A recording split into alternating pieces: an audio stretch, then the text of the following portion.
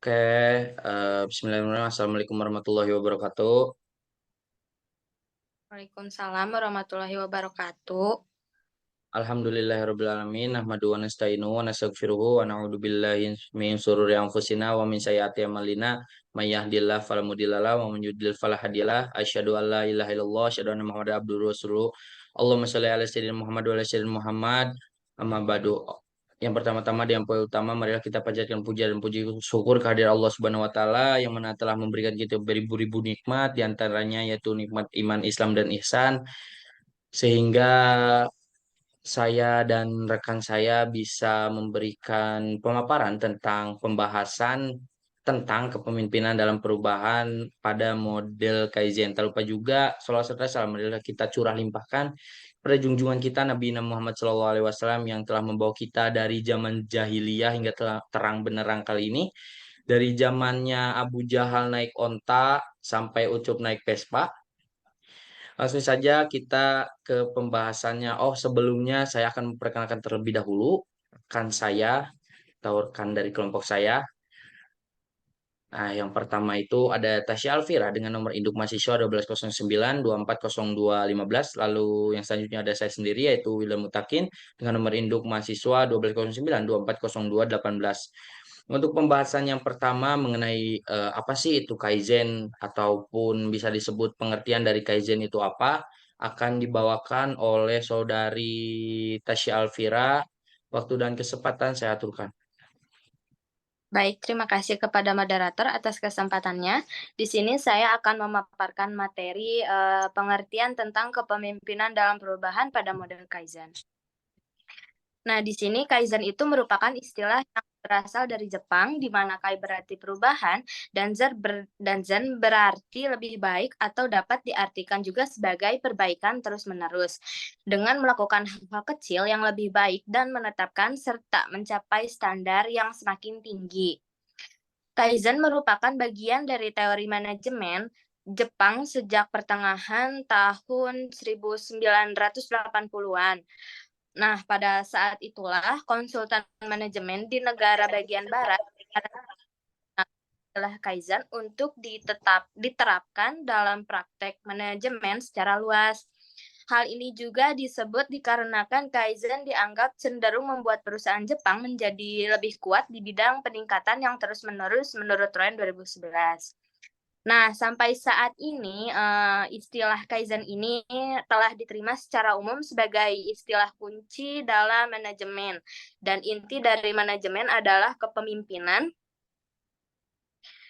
Uh, dalam secara umum sebagai istilah kunci dalam manajemen ini dan inti dari manajemen ini adalah kepemimpinan yaitu leadership atau sama dengan penjelasan sebelumnya bahwa dalam bahasa Jepang Kaizen adalah perbaikan secara berkesinambungan. Nah, kalau digunakan untuk menguraikan suatu proses manajemen dan budaya bisnis, Kaizen juga mempunyai arti perubahan dan perbaikan secara terus-menerus dan perlahan-lahan diimplementasikan keikutsertaan, keaktifan, dan komitmen dari semua karyawan. Next slide.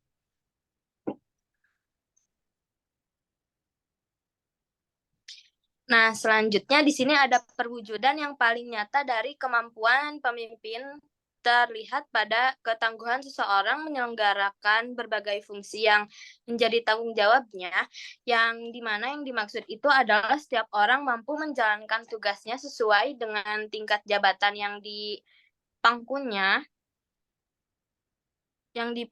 dalam organisasi.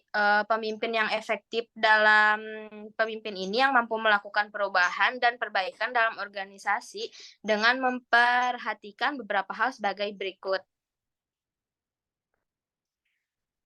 Yang pertama itu menemukan strategi yang tepat. Yang kedua, menjadi perencanaan yang tangguh. Yang ketiga, menjadi organisator yang cekatan. Yang keempat, motivator yang efektif. Yang kelima, pengawasan yang objektif dan rasional. Dan yang terakhir itu penilaian yang tidak terpengaruh oleh pertimbangan-pertimbangan yang subjektif atau emosional menurut UH tahun 2014. Sekian pemaparan materi saya kembalikan lagi kepada moderator.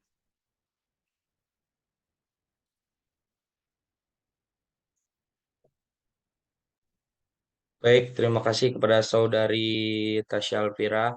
Untuk pembahasannya selanjutnya yaitu tentang tinjauan kepemimpinan perusahaan dalam organisasi yang akan dibawakan oleh saya sendiri. Eh,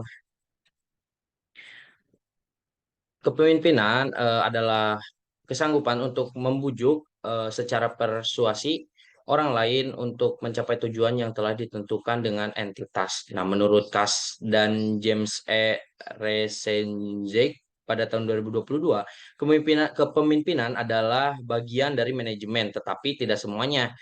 Nah, misalnya itu para manajer perlu membuat rencana dan mengorganisir. Tetapi yang diminta pemimpin hanyalah agar mempengaruhi orang lain untuk ikut kepemimpinan dalam prinsip-prinsip Kaizen merupakan suatu cara berpikir dan bertindak dengan menyediakan pedoman bagi individu dan tim dalam organisasi, serta membantu mengarahkan menuju perubahan dan pencapaian laba yang banyak lewat perbaikan produk dan proses yang didesain untuk meningkatkan kepuasan pelanggan.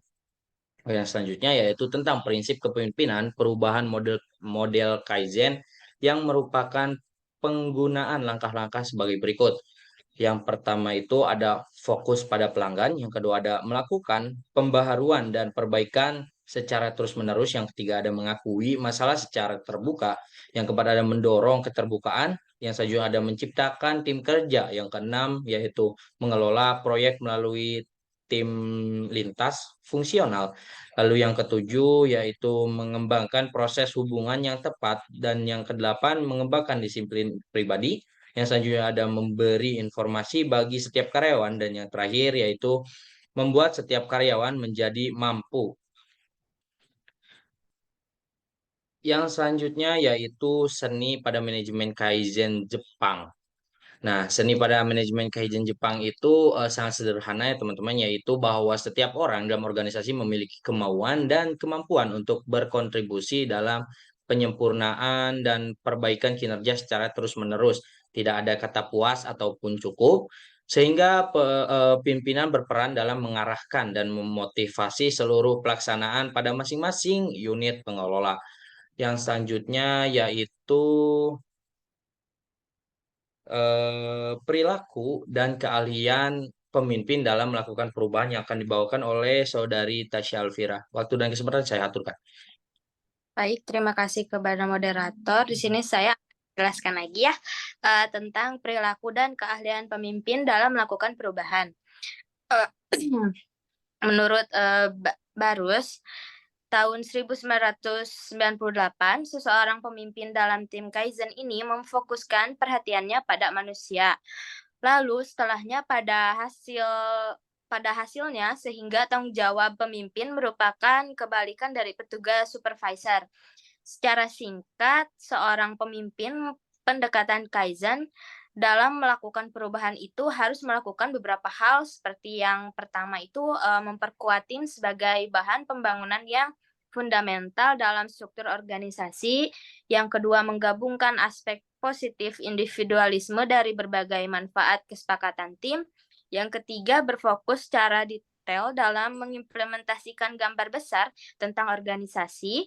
Yang keempat, menerima tanggung jawab pribadi untuk mengidentifikasikan setiap masalah.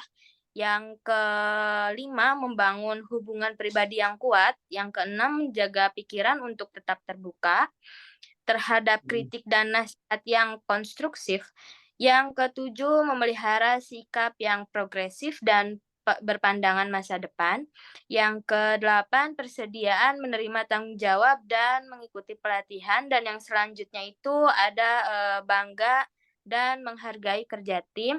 Dan yang terakhir, membuat pembaharuan kebijakan yang sudah diterima secara pendukung inovasi dan kreativitas. Terima kasih. Itu pemaparan materi dari saya. Saya kembalikan lagi kepada moderator. Terima kasih kepada Saudari Tasya Alfira. Untuk yang selanjutnya, oke, kita sudah memaparkan semua materi tentang eh, Kepemimpinan dalam perubahan pada model Kaizen, mungkin langsung saya simpulkan saja ya gitu. Untuk kesimpulannya yaitu dari kepemimpinan dalam perubahan model Kaizen ini yaitu suatu perubahan yang terus-menerus dengan skala kecil-kecilan gitu. Lalu yang dimana bertujuannya itu agar mencapai standar yang semakin tinggi gitu. Lalu saat ini istilah Kaizen itu dipakai atau sudah diterima oleh banyak khalayak umum dan telah dipakai sebagai inti dari manajemen tersendiri gitu. Seperti itu mungkin presentasi dari kelompok kami. Kurang dan lebihnya saya mohon maaf. Saya tutup. Wabillahi taufiq wal hidayah. Akhirul kalam. Wassalamualaikum warahmatullahi wabarakatuh.